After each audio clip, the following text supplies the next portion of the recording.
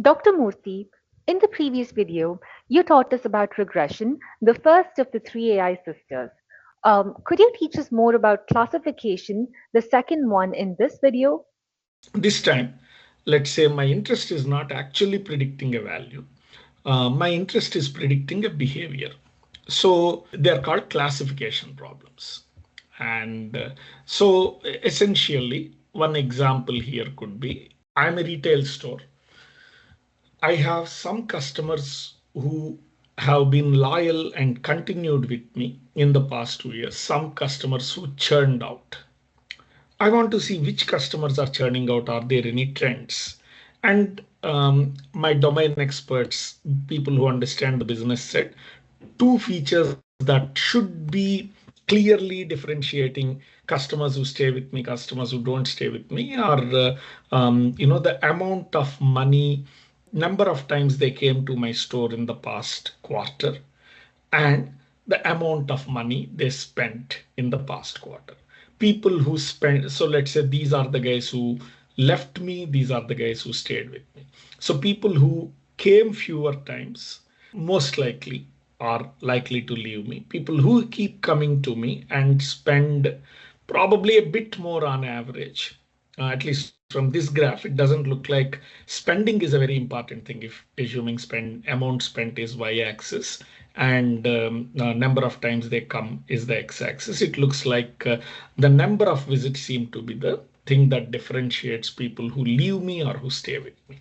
People who come to me more often are likely to stay with me. People who don't come to me very often, it's an indication that most likely they're going to leave me and go to a competitor.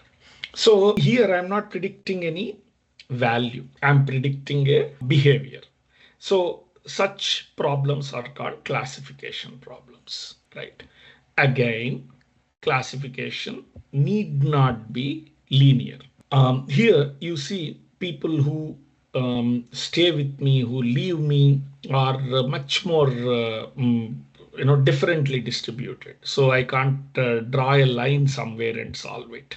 The best way to separate them is through a more complex separator. So here classification is much more difficult. See, if the classification is like this, my equation is a straight line. In fact, it's a very simple straight line. X is equal to k. If the number of visits is less than k, you know what? They will leave. If it is greater than k, they will stay. But here, hey, it's not even a circle. It's sort of an ellipse. So this equation can get quite messy. But nevertheless, it's a mathematical equation. Again, like in a regression, I can take the number of visits and the money they spend, substitute and see whether they fall here, they fall here. And if they fall here, I'll predict that, hey, you know what, these guys are going to leave me. If they fall within this, these guys are going to stay with me, whatever that is, the behavior. So classification problems essentially separate out one class from the other. Again, classification need not be two dimensions. There can be more dimensions. So here I'm talking about a linear separator. More interestingly, here you see a multi-dimensional classification. These three attributes: number of times they visit probably, and the amount they spend, and the number of complaints they had registered with my website. So people who register more complaints are likely to leave. So you see things get complicated. It's not that these problems I can't draw on a chart and solve them. I need more involved mathematics, and that is what I want you to understand. And by the way, the problem need not be only binary. Here I have blue and red two behavior. Will they churn? Will they not churn? It need not be only two. It could be, you know what, are the customers happy, unhappy, or neutral? They are called three different classes. So these are called binary classification, multi-class classification.